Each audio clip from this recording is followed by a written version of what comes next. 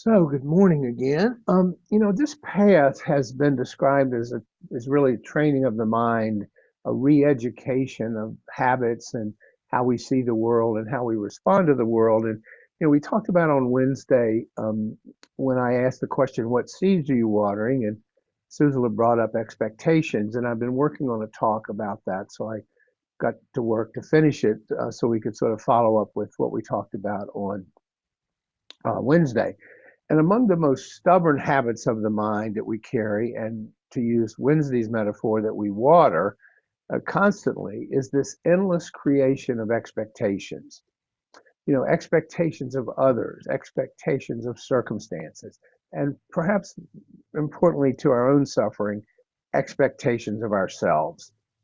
This quote, peace begins where expectations end. Peace begins where expectation ends, reflects a principle that really is at the heart of Buddhist teachings. This recognition, this understanding that suffering happens and arises less from what occurs and more from how tightly we cling to what we believe should happen. Okay, so in other words, less from what occurs, the actual event, and more from how tightly we cling to the expectation of what we think should happen in that instance. So, to understand this principle in a practical way, I want to spend some time this morning exploring how these expectations take root and how we might work with them more skillfully, how they fuel the dissatisfaction in our lives, and how our path really gives us some tools to soften expectations, if not eventually release them, which then allows the greater peace in our lives to emerge naturally. So let's start by defining expectations. So usually they're defined as mental projections shaped by past experience, habits of the mind, and current desires. So expectations are mental projections shaped by past experience, habits of the mind, and current desires. And they form really almost, if not totally automatically, they just come up. They're a form of anticipation. Sometimes expectations and anticipation, the words are used interchangeably. But they are the natural default that inform our choices of things like what to eat, where to go, who to reach out to, what to wear. I mean, the list is endless in terms of how we create expectations or how we anticipate how things should go. So I'm going to wonk out here for a minute. So bear with me because I want to inject a little neuroscience because I think it really helps us understand the process. And again, I love how science continues to rediscover what the Buddha understood intuitively so many years ago. But expectations, as we understand them from a neuroscience perspective, are driven by that neurotransmitter that we've talked about before, which is dopamine. Dopamine, as you may recall, is the wanting transmitter. It creates the drive to pursue a goal based on what we expect to happen. Okay.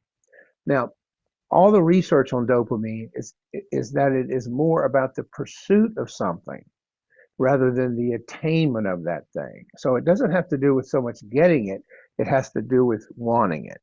So dopamine levels, for example, peak during planning of a vacation, or the moments just before we eat rather than the eating itself. For example, I was thinking about this morning. My dogs get much more excited when they hear the food hit the bowl than when they're actually eating it. I mean, they go wild when they hear the food hit the bowl. They run around in circles. Their tail wags. This is the way that we see that dopamine drives all appetites.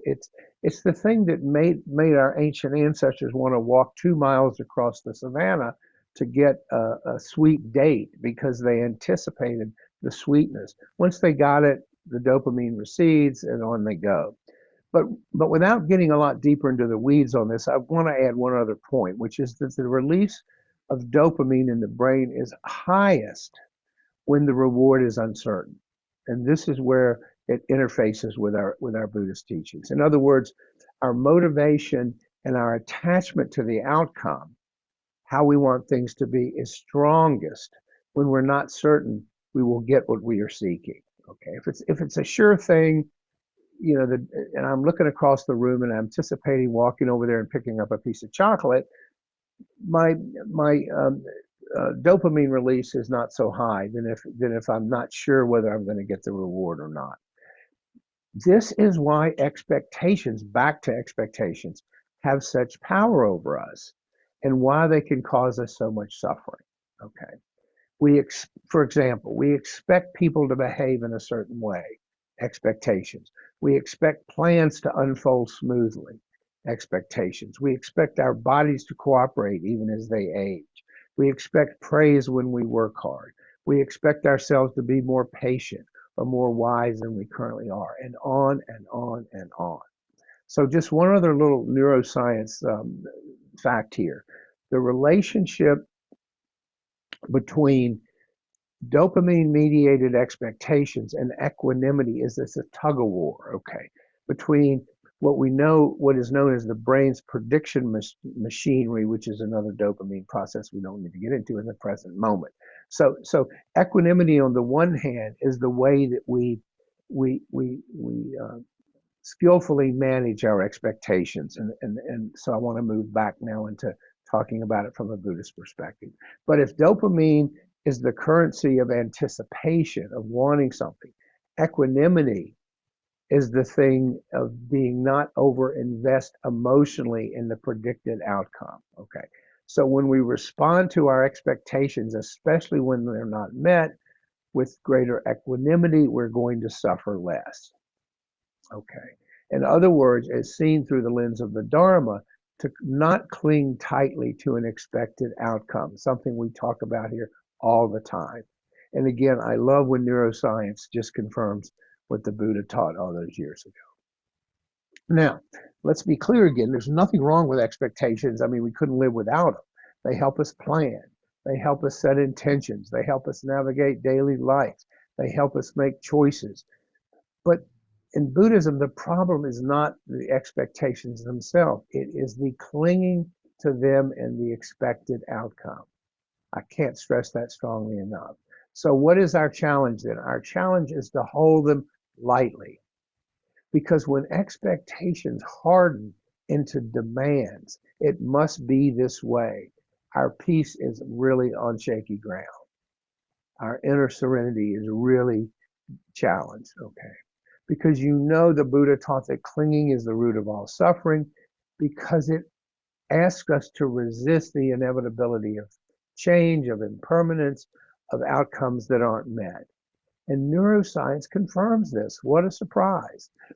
Whenever reality deviates from our mental script, how I want things to be, our expectations, whenever it deviates from that, irritation, disappointment, anxiety, in other words, suffering follows.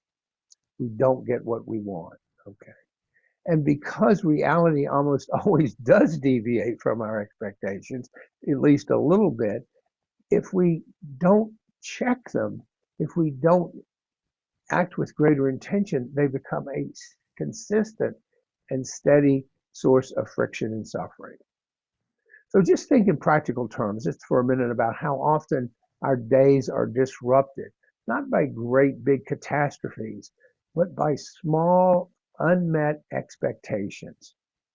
We expect someone to respond quickly to our text, but they don't. We expect a meeting to go smoothly, but it doesn't. We expect to feel motivated, but we wake up tired. Each unmet expectation generates a tightening in the body, a small emotional contraction. We do that when our expectations are not met. And these accumulate through the day. And so by tonight, my day is heavy, not because anything disastrous happened, but because my mind spent hours resisting what was happening, accepting that things didn't turn out the way I wanted them to. Now, in that setting, peace and equanimity are distant, not because they're far away, but because my mind has created layers of tension by every unmet expectation from the time I wake up till the time I go to bed. And those layers of tension obscure my inner peace, obscure my equanimity, and create suffering. Now, This path does not ask us, again, to renounce our goals, to stop planning, to stop having expectations. Couldn't do it if we wanted to.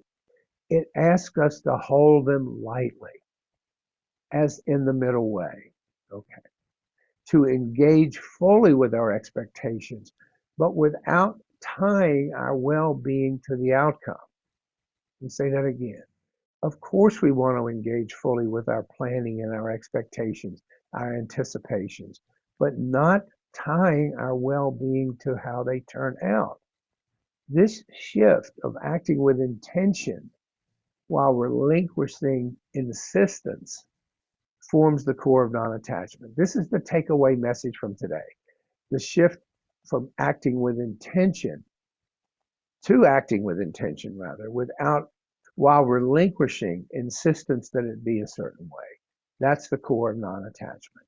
That's the mental uh, sequence that we need to strive to achieve.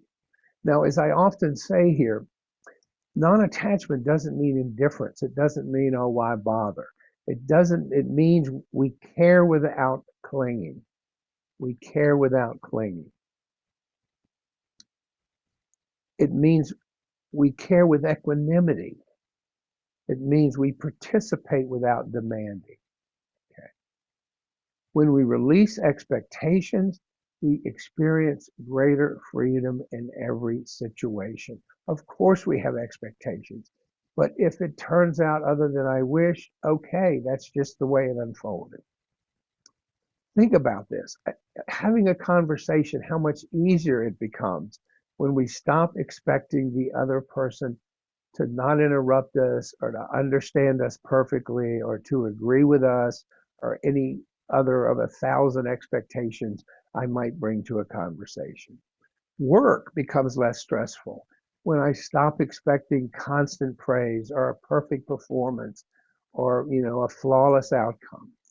Even our meditation practice becomes more peaceful when I stop expecting a particular emotional state, a particular level of quiet to occur. How often do we say, oh, that was a lousy meditation? My mind wouldn't shut up.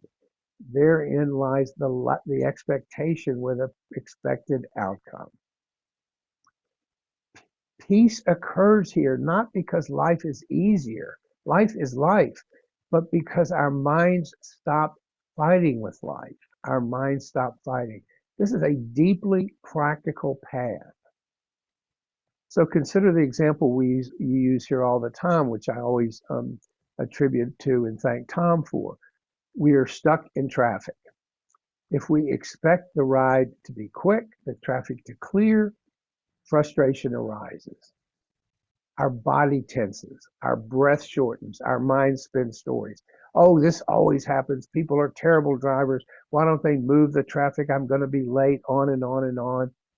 The situation is the same whether I tense up or not. The traffic is still not moving. The only variable there is expectation. The only variable that I have any control over is expectation. So what if instead I say, traffic's here, this is how it is right now, got to just be with it. Our body loosens, the tension goes down. We might turn on the music, we might practice some breathing, we might just sit quietly, we might have a conversation with our person sitting next to us. Peace appears not because the traffic dissolved, not because the traffic jam stopped, but because our resistance dissolved. This is so critical in terms of our path. It makes space for peace in ordinary moments. We often go around thinking that having peace in our lives is because things externally have to change. We have to have silence in our lives. We have to have more time in nature. We have to deal with cooperative people. We have to have ideal conditions in our lives. But the Buddha taught that peace is an internal capacity. It has nothing to do with the outside. It's not an environmental condition. Expectations create turbulence regardless of environment, even in peaceful places. Think about if I'm sitting in a serene forest, it's a beautiful day, but I'm restless because I'm expecting some profound spiritual experience that's not happening. Here's this beautiful setting and I'm mucking it up because I'm expecting a certain experience. I'm not being with what is. I'm all out in front of myself wanting it to be something profound. In contrast, when we're trained, when we train ourselves in releasing expectations, we can find calm amid noise and difficulty. You know, it's really hit home for me a couple weeks ago. I remember telling some of you our flight got changed from Florida. We were stuck in the airport for 8 hours. It was chaotic. It was noisy. And I just said, I'm just going to be here. I'm just going to chill out or whatever. In the past, I would have paced. I would have gone up to the desk and complained. I would have said, what's going on with the flight? I mean, I would have just created a massive amount of suffering for myself and everyone around us. It was not a calm situation, but I could experience it differently. Okay. Ending expectations is not about lowering our standards, giving up on improvements, giving up on expectations. It's about relating to life with clarity rather than this illusion that the outcome should be what we want it to be. When we drop the story of how things should be, we respond more effectively with how things are. When we drop the story of how things should be, underline that, we can respond more effectively to how things are. And this applies especially to our relationships. No more does it apply more than in our relationships. So much interpersonal suffering arises from unspoken or unrealistic expectations with those people closest to us. We want them to read our minds. We want them to be omniscient in how they understand our needs. We want them to share our preferences, to share our goals, our decisions, to fulfill roles they never even agreed to. To be that parent that was never satisfied, that I'm not even conscious of needing. I mean, it's everywhere in relationships. But our understanding of that and our compassion for them, the other person, grows when we understand that they act from their own conditioning, their own fears, their own perspectives, not from what I want you to be. That's pie in the sky. When we let go of the idea that others should behave according to our script, we not only open the door to greater understanding, we open the door to deeper connection, greater peace and harmony in the relationship. We learn to listen more patiently, communicate more clearly, forgive more easily. Peace within relationships begins and ends when we stop turning our expectations for others into demands, whether spoken, whether conscious, or whether unconscious. When we turn our expectations for others into demands, it is not going to turn out well. Now, similarly, when we burden ourselves, what about with rigid self expectations? When I expect myself to always be productive, to always be composed, to always be wise, to always, in my growing up, to have perfect manners or whatever. When we fall short, which is inevitable, and we're not aware of that process, we're going to feel guilt, we're going to feel shame, we're going to beat up on ourselves. And this inner conflict even further erodes our inner peace. A key insight that the Buddha taught us is that self-compassion, self-acceptance arises when we release the expectation to be other than who we are in the moment. This is how I am right now. I don't feel good. I'm a little grumpy. Okay, not thrilled about it, but it's not the end of the world. When we accept our own humanity, our efforts become more sustainable. Growth is natural rather than forced or pretend. This inner critic softens a little bit. It allows more room for kindness. Peace does not occur from being perfect, even if that's what the culture tells us, but by easing the pressures we put on ourselves. So how do we do this? How do we practice lessening our expectations? Well, it starts as everything else we do, and begins with self-awareness. Noticing the moment when irritation with myself arises and tracing it back to that unmet expectation underneath. Awareness of that. If I'm expecting speed, ease, agreement, peace, comfort, certainty, I better watch out. Naming the expectation helps bring clarity. Oh, I expected this to be different. Guess what? It's not. Okay. That recognition alone brings space to the experience. Okay. So awareness, naming it. Next is loosening, the intentional softening of the mental grip. Instead of insisting on how it should be, we just acknowledge it's like this now. This is what's happening now. This is just the current reality. Not in a way that is passive, because if action is needed, action can be taken, but it's not driven by agitation or self criticism. It's driven by a wish to accept the current reality. And then the third step in this process is our old friend acceptance. And again, remember, as I say again and again, acceptance does not mean we have to like the thing we're accepting. It just means we're being honest about it. When we stop arguing with reality, we stop exhausting ourselves. And our meditation practice strengthens this capacity. Because when we sit, expectations normally arise. We expect calm, we expect focus, we expect progress, we expect serenity. Well, can we accept that that's not always going to happen?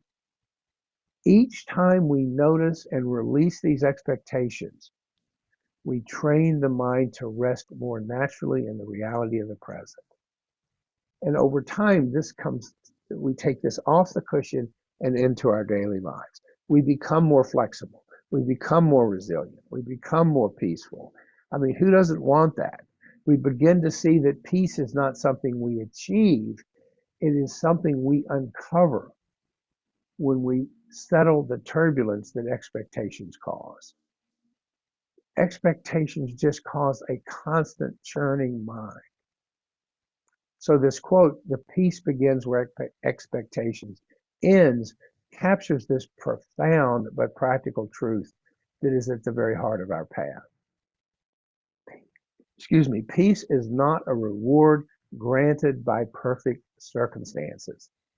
It is a natural state available to all of us that emerges when we stop insisting that the moment conform to our preferences. Peace is our natural birthright that emerges when we stop insisting that the moment conform to our preferences and expectations. So that's some thoughts this morning on peace begins where expectations end.